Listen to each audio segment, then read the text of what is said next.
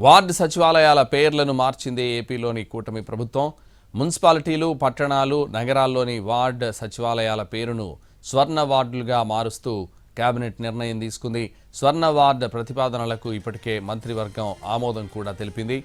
Ward సచివాలయాల పేరు మారుస్తూ అధికారికంగా గెజెట్ విడుదలైంది. దీనికి సంబంధించి పురపాలక పట్టణాభివృద్ధి శాఖ ముఖ్య కార్యదర్శి ఎస్ సురేష్ కుమార్ ఉత్తర్వులు జారీ చేశారు.